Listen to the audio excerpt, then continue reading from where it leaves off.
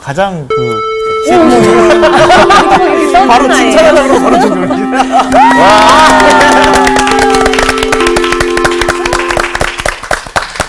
안녕하세요. 안녕하세요, 선생님. 네, 별일 없이 잘 지냈어요? 네. 저희는 별일이 없었는데 별일이 있었을 것 같은 아니, 분위기가. 무슨 일이 좋은 있었어요? 일이 있었죠. 아, 네. 저희 좋은 이사도 일? 하고, 예, 이사도 하고. 네, 늘 좋은 일. 아, 네. 늘 행복한 일, 기쁜 네. 일. 네. 뭐 지난주에 우리가 그런 얘기했죠. 하나님이 모든 때를 아름답게 하셨다. 그걸 누릴 수 있으면 참 좋죠. 문제는 뭐냐면 누리지 못하는 병. 그래서 사람들이 몸이 아프면 병원 가는데 마음이 병든 건 잘 모를 때가 많아요. 근데 마음의 병 가운데 잘 드러나지 않는 병 가운데 하나가 뭐냐면 누리지 못하는 병.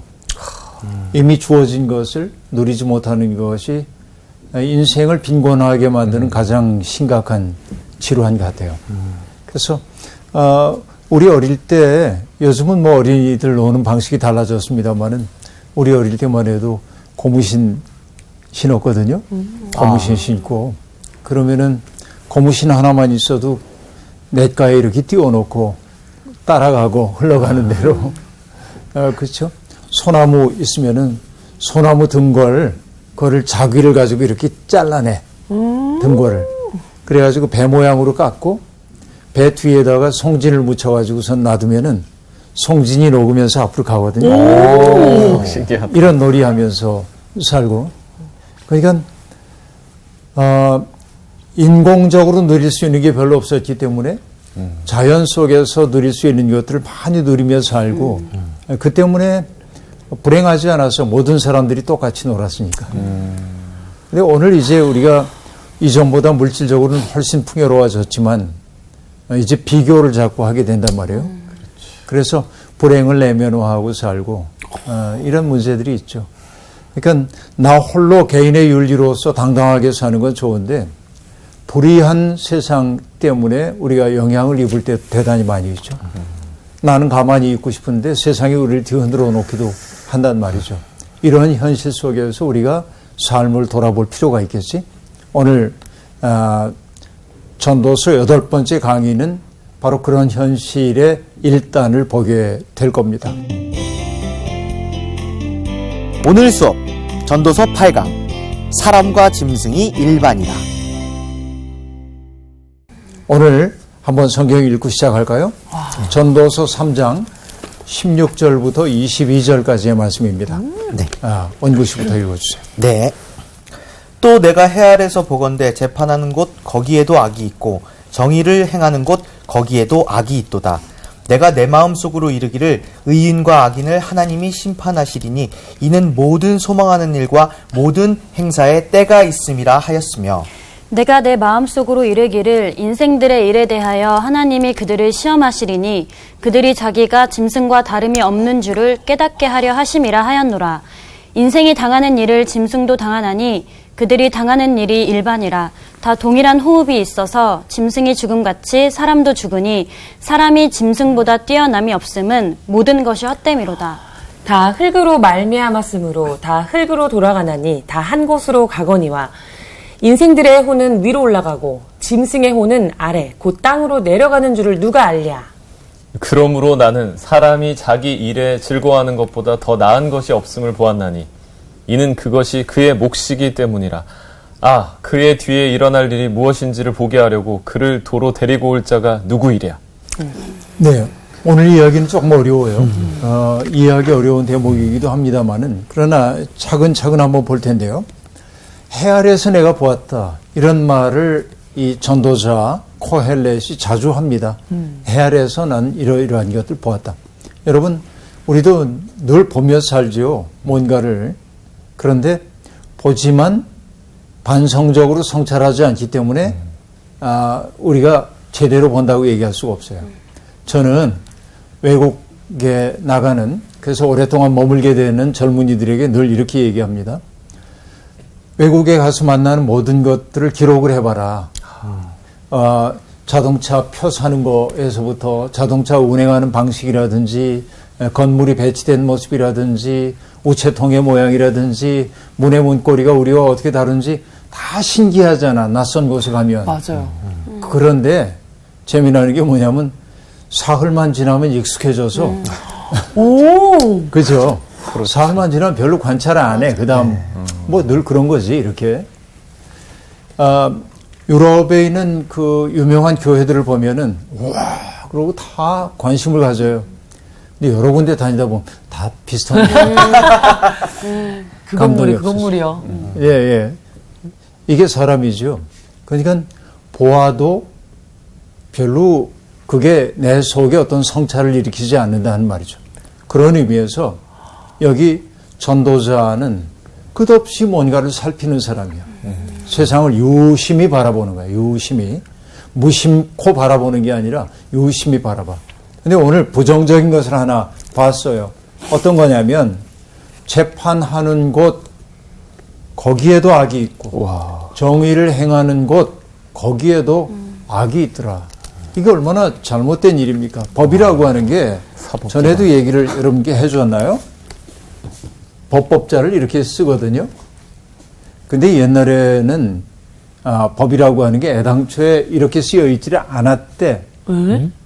갈 거자, 이게 이제 갈 거자죠. 볼스변 옆에 있는 게 그 밑에 사슴록자를 쓴 것이 법이었대, 옛날에는. 그래서 신화적 동물인데 웹불양, 뿔이 하나가 나 있는 양이 이 공동체, 우리 공부하는 이 공동체에서 악을 행한 사람이 있으면은 뿔로 받아가지고 물에 빠뜨렸대. 이게 웹불량이, 이게 이제 법이었어요. 근데 사실 그런 신화적 동물이라는 게 없잖아요. 그래서 사람들은 나중에 법이라고 하는 글자를 물수변에 갈 거자, 물이 흘러가듯 이게 자연스러워야 하는 거야. 그죠? 물은 결국은 뭐죠? 노자에 나오는 얘기이기도 합니다만은, 상선약수. 가장 큰 선이라고 하는 건 마치 물과 같다. 수설리 만물이요. 수설리 만물. 이 무슨 말이냐면 물이라고 하는 것은 만물을 이롭게 한다. 그 다음에 수설리 만물이요. 부쟁이라. 다투지 않아. 자리를 다투지 않아. 그리고 마지막에 뭐라고 얘기를 하냐면 처중인지 소오라. 그렇게 말하는데 무사람들이 머물기를 싫어하는 곳에 머문다. 라고 하는 말이에요. 무사람이 머물기 싫어하는 곳 어디야? 낮은 곳. 그렇죠? 높아지기를 원하잖아요. 근데 물은 어떻게 해? 자기보다 낮은 곳이 있으면 흘러가. 평평하게 만드는 게 이제 법이에요. 그러니까 법이라고 하는 게 제정이 됐든 까닭이 뭐냐면 나 혼자 살면 법 없어도 괜찮아요. 세상에서. 그렇잖아요. 나 혼자 사는데 법이 왜 필요해? 그런데 원구 씨와 연희엘 씨만 살아요. 둘 사이에 문제가 생기면은 그냥 대화로 풀어갈 수 있어요. 그렇죠? 안 돼? 충분히. 네. 자, 그런데 굉장히 여러 사람들이 일으키다 보면 자, 세상에 있는 재화라고 하는 건 한정돼 있고 여기 이제 가나, 다라, 마 이런 사람들이 있단 말이에요. 이렇게 저마다의 욕망들이 있어. 맞아. 자, 여기에 이제 빵이 3개가 있는데 5사람이야. 근데 가가 힘이 좀 있기 때문에 뭐라고 얘기하냐면 내가 배고파서 2개 먹을 거야. 그러니까 너희 넷이 하나 가지고 나눠 먹어. 이렇게 얘기할 수도 있잖아요, 세상에. 그쵸. 네. 공정해요? 공정하지 않아요? 공정하지 않아요. 공정하지 않아요. 이것은. 그러니까 법적 공정이라고 하는 것은 뭐냐면 법이라는 게 이 사람들의 욕망과 갈등을 조정하기 위한 하나의 이 위에 있는 하나의 공동의 규범이라고 얘기할 수 있겠죠. 법은 뭐라고 얘기하냐면 빵이 3개인데 5명이면은 나눠 먹어야 돼요. 골고루. 네. 그렇죠? 법이라고 하는 건 욕망을 조절하기 위해 있단 말이에요. 근데 내가 법을 집행하는 재판관이야. 근데 이 재판관이 이렇게 얘기하는 거야. 난 유주 씨하고 친하니까 유주 씨 2개 먹어. 법이 명하는 거야. 그리고 연희엘 씨에는 뭐라고 얘기하냐면 나하고 안 친하니까 3분의 1만 먹어. 그러니까 법이 해야 하는 일은 이렇게 공정하게 해야 하는 일인데 법을 집행하는 곳, 재판이 일어난 곳에도 악이 있더라.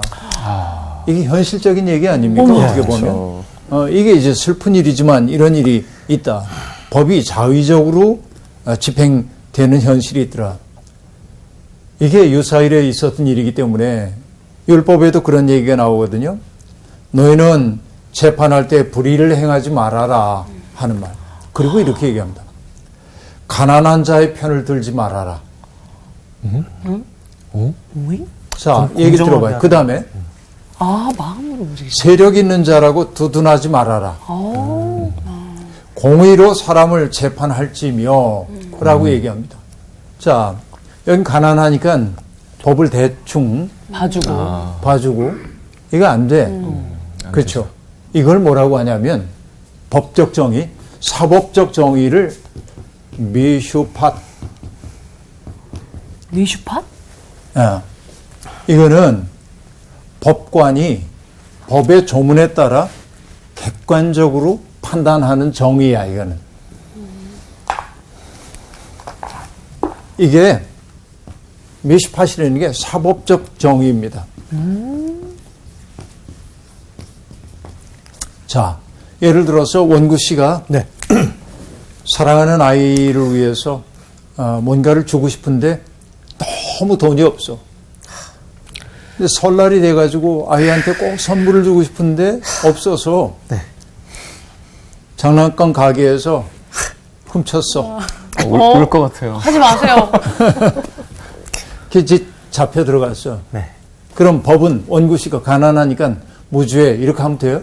안 되죠. 안 되는데. 그 무죄 아니야. 이건 사법적 정의에 안 의하면 되지만. 잘못한 건 분명히 잘못됐죠. 네. 이렇게 사법적 정의를 세우는 건 미슈팟이라고 그래요.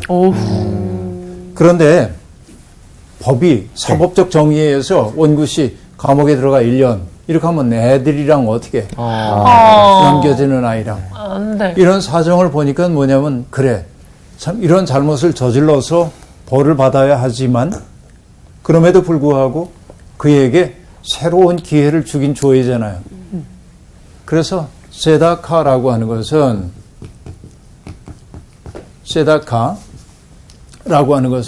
회복적 정의라고 얘기해.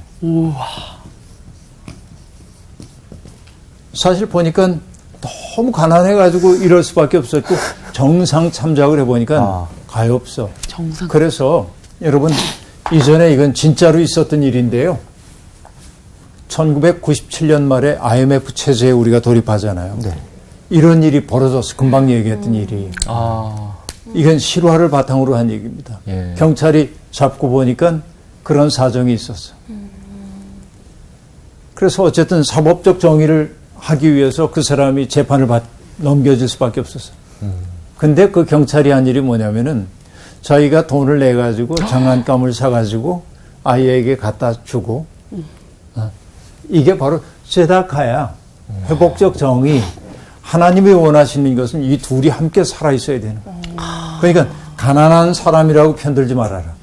세력 있는 사람이라고 두둔하지 말아라. 이게 미슈팟입니다. 그죠? 그러나 하나님은 그 다음엔 뭘 원하시냐면 우리가 고통당하고 있는 사람들에게 마음을 써서 그들이 인간다운 삶을 누리며 살도록 해주기를 원하시기 때문에 이런 걸 만들어 놓는 거죠. 유대인의 가정에는 저금통이 있어. 이렇게. 우리로 얘기하면 돼지 저금통 같은 거. 아이들에게 동전을 넣어서 그 저금통의 용도는 뭐냐면 가난하고 어려운 사람들을 돕는 저금통이야, 이게. 어릴 때부터 아이들에게 요거 시키는 거 굉장히 중요할 것 같아요. 근데 요 저금통의 이름이 뭐냐면 째다카입니다. 그러니까 누군가에게 도움을 주기 위해서 나의 욕망을 절제하고 돈 집어넣는 훈련을 시키는 거죠. 이 일이 매우 중요한 일인 것처럼 보여지는데 아무튼 재판할 때 그렇게 이제 공정하게 해야 하는데 선입견에 따라서 너무나 이제 판결이 어긋나고 있는 거죠. 그러니까 오늘날 사람들이 믿지 못하는 게 뭐냐면 사법적 정의가 세력이 있는 사람들에게는 너무 느슨하게 적용이 되고 그렇지 못한 사람들에게는 너무 엄격하게 되고 있는 것 아니냐. 그래서 심지어는 이런 얘기도 나오죠. 차라리 재판관들을 AI로 바꾸면 어떨까. 진짜로. 예. 그렇게 하면 데이터에 따라서 정확하게 이건 몇 년, 이건 몇 년. 아니, 그렇게 될 날이 올 것 같은데요? 글쎄. 요즘 진짜. 네. 그런 얘기들도 요즘 있는 거죠. 어쨌든 법은 올곧게 적용되어야 합니다.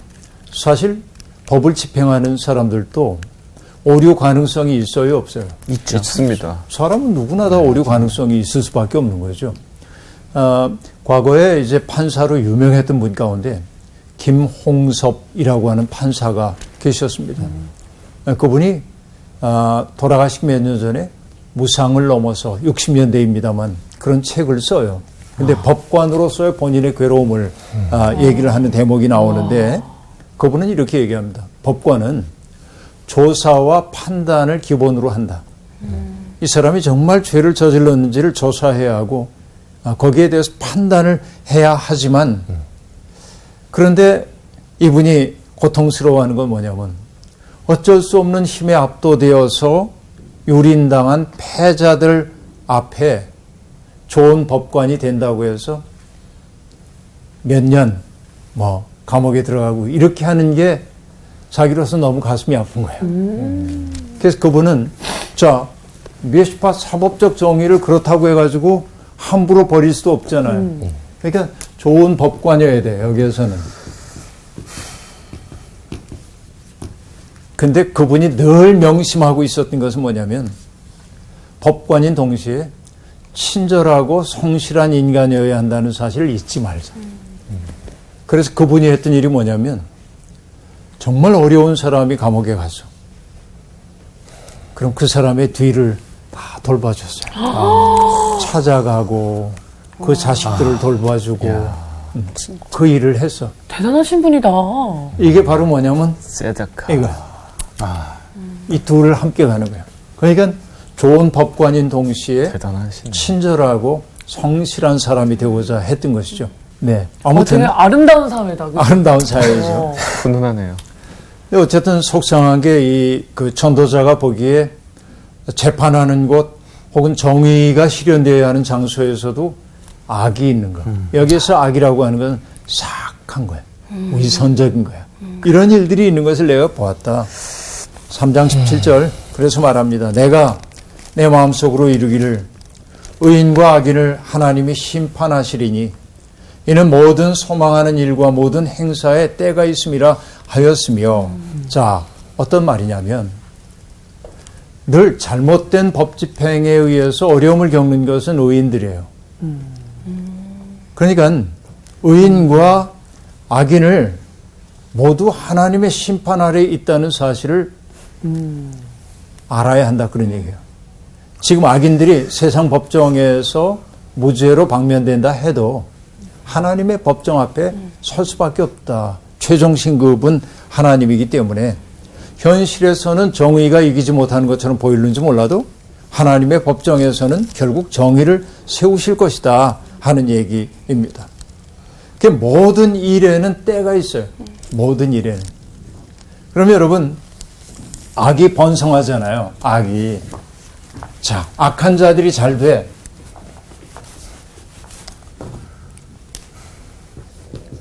악이 번성합니다. 근데 지난 시간에 얘기했던 거 여러분 그 기억나는지 모르겠어요. 지연된 시간. 하나님이 즉각 개입했으면 좋겠는데 개입 안 하셔. 그러니까 악이 점점 힘을 얻어가는 것처럼 보인단 말이에요. 그런데 어떤 사람이 이걸 이렇게 얘기를 합니다.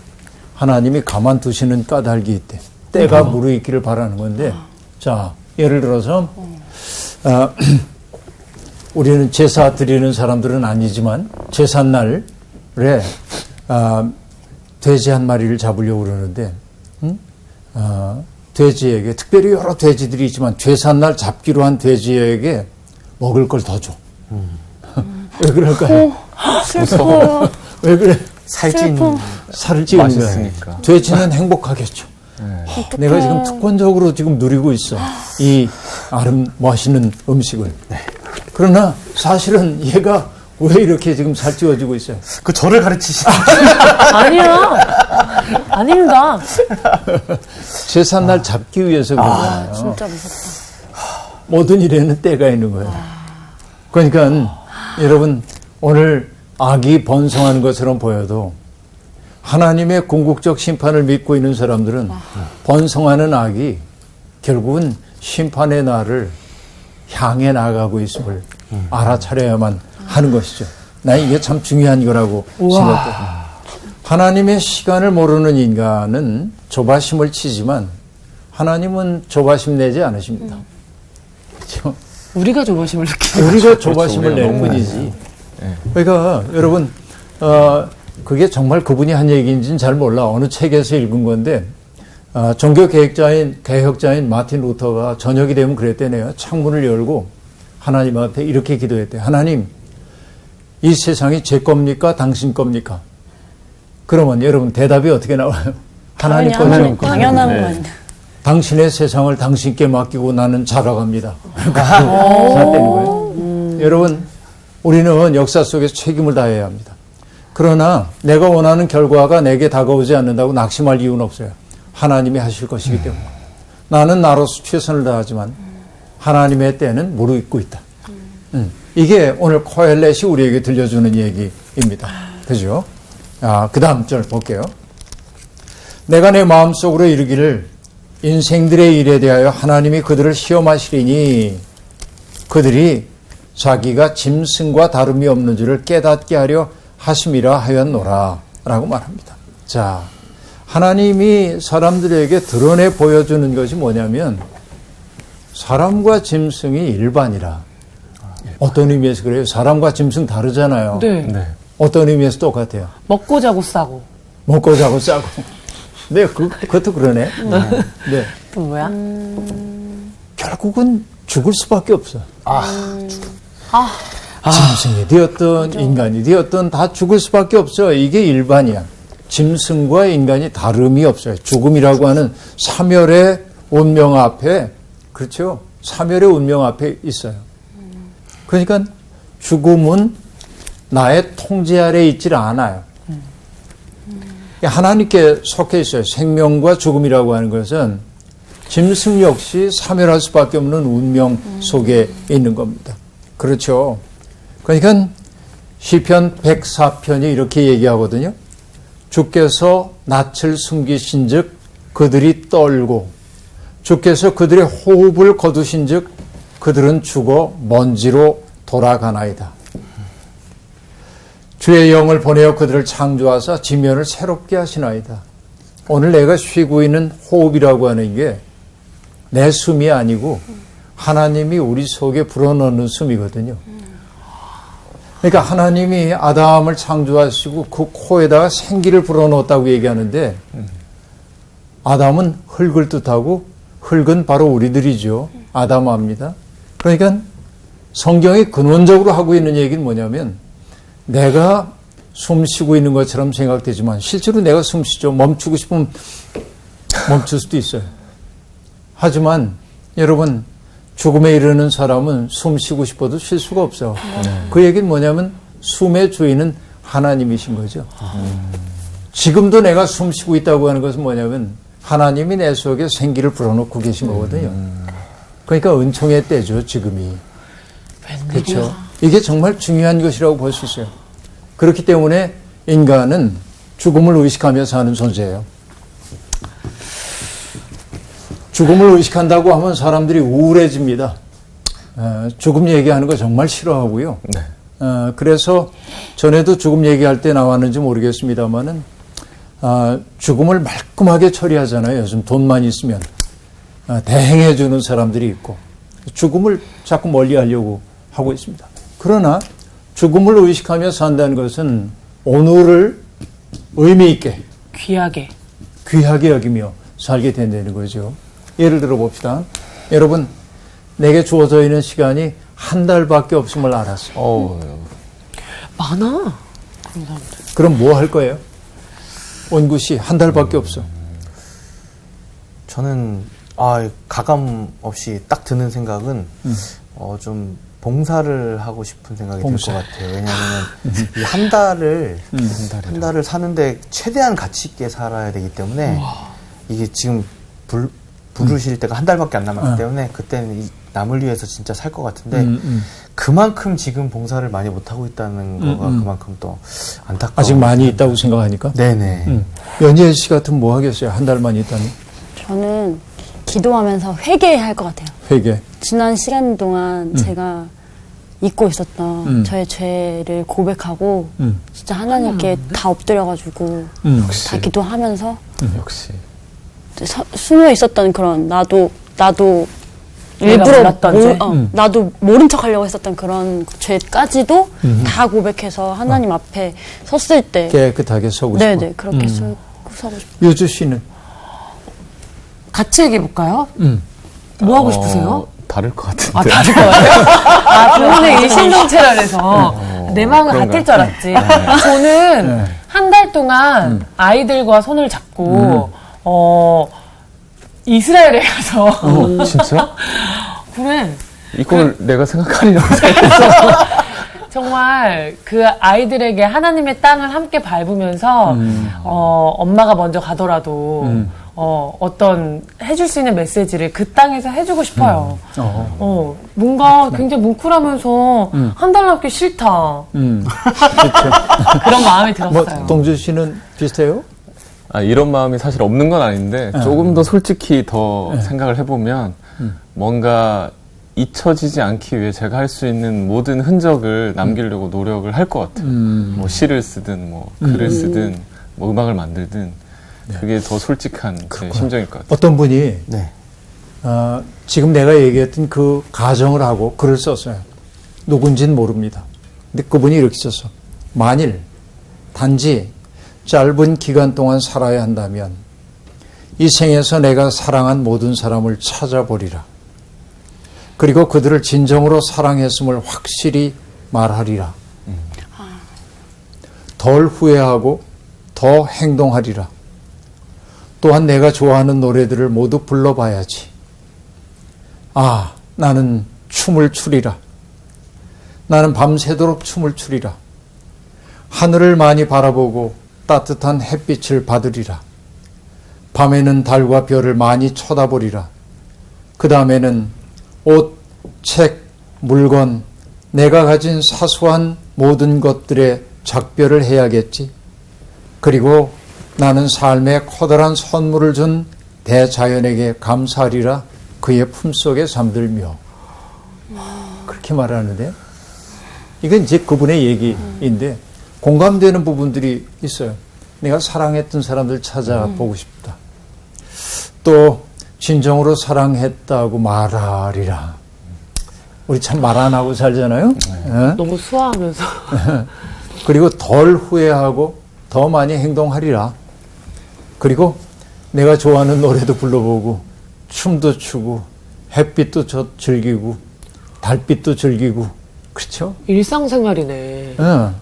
그러니까 일상을 충만하게 누리고 싶다고 얘기를 하고 있어요. 결국 그렇게 됐을 때 내 삶의 은총임을 알게 되고 내가 이 세상에 있는 모든 것들을 누리도록 해준 대자연 그렇게 말했지만 우리로 얘기하면 하나님께 감사하리라. 그죠? 그리고는 뭐야? 그 품 안에 쉬고 싶다 말이지. 이렇게 얘기를 하고 있는데요. 어쨌든 인간은 죽음이라고 하는 궁극적 한계를 의식하며 살기에 내가 장구한 날 살 수가 없음을 알기 때문에 내 삶을 의미 있게 구성하고 싶어 하고 있는 거고 그 의미 있음이라고 하는 것은 내 속에서 발생하지 않고 언제나 다른 이들과의 관계 속에서 발생한단 말이에요. 그렇죠? 누군가에게 응답하고 그에게 사랑한다고 말하고 그가 필요로 하는 일들을 내가 감당해주고 따뜻한 얼굴빛 보여주고 이 모든 것들이 의미야. 인생의 의미란 뭘까? 이렇게 생각해봐야 안 나와 답은 언제나. 그렇죠? 로댕에 생각하는 사람 이렇게 하고 있잖아요. 암만 생각해봐도 답이 없어. 맞아, 졸려. 인생의 의미는 뭐냐면 졸려. 이렇게 하면 계속 자보지. 기발하다. 네. 인생의 의미는 내 주변에 있는 이들과 아름다운 관계를 맺어가고 그들의 요구에 응답함을 통하여 발생하는 사건이야. 의미라고 하는 것은. 그러니까 날마다 의미를 찾는 게 아니라 창조하는 게 인간의 과제라. 이렇게 볼 수 있어요.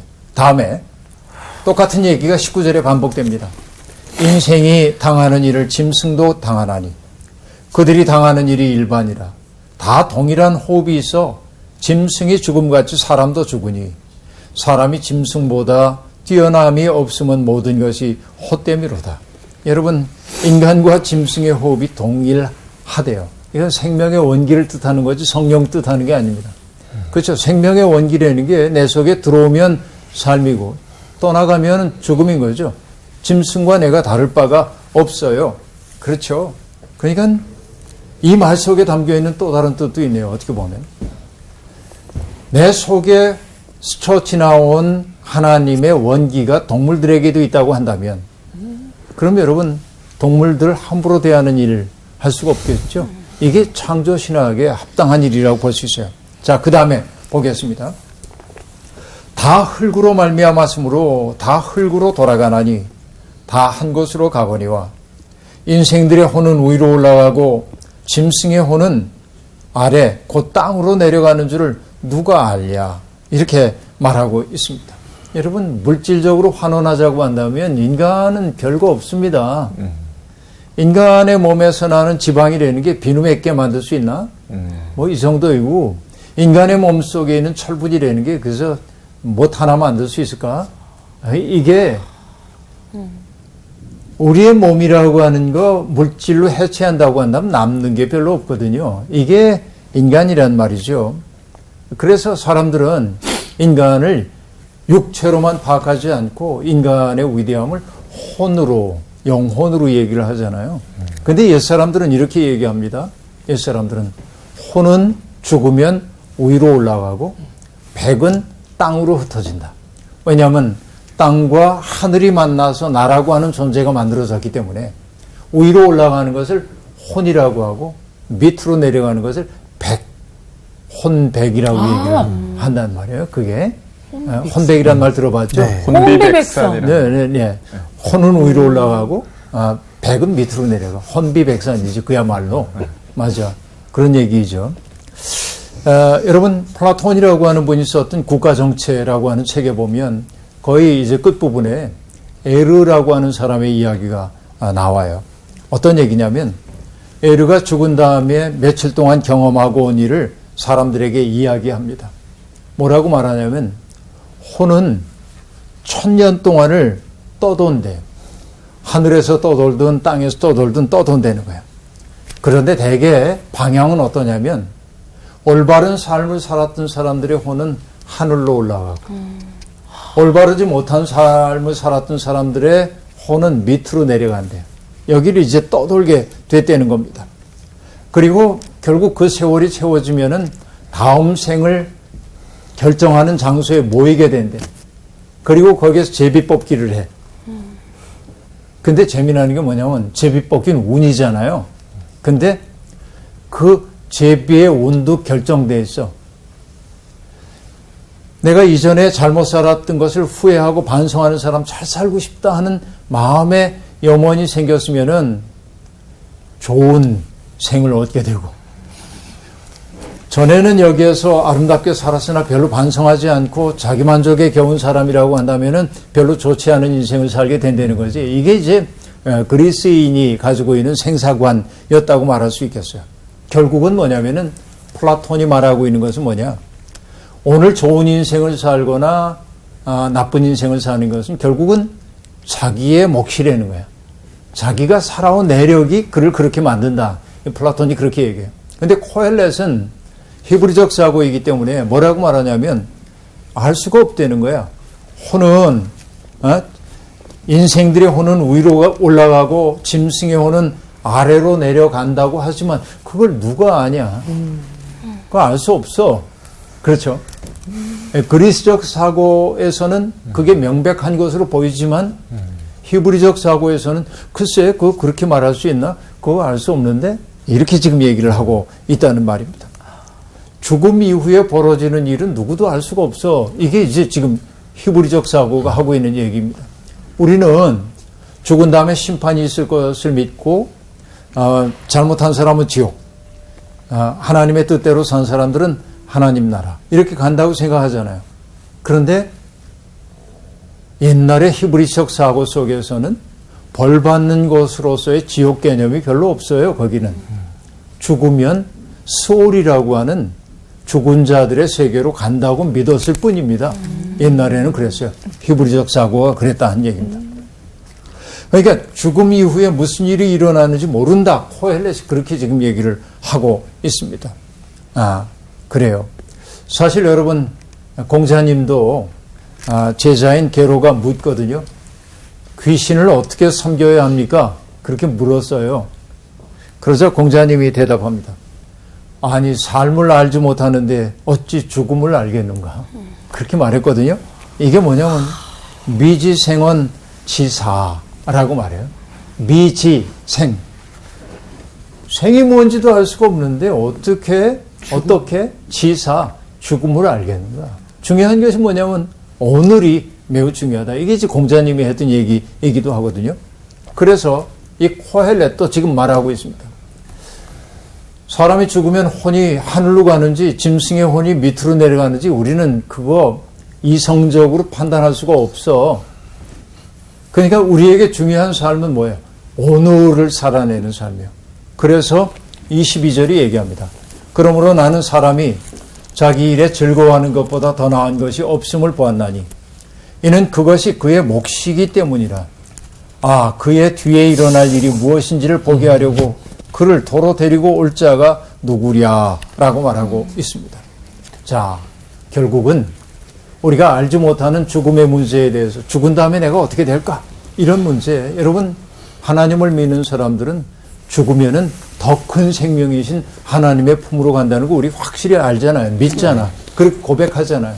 근데 코헬렛은 어쨌든 죽고 난 다음에 이 일은 내게 속한 일이 아니야. 그거는 하나님이 하실 일이지. 그러므로 내게 주어져 있는 삶이라고 하는 건 뭐예요? 오늘을 의미 있게 사는 거라는 말이죠. 그러니까 나에게 지금 주어져 있는 이 일을 즐겁게 감당하는 것이 내 삶의 몫이다. 그 얘기.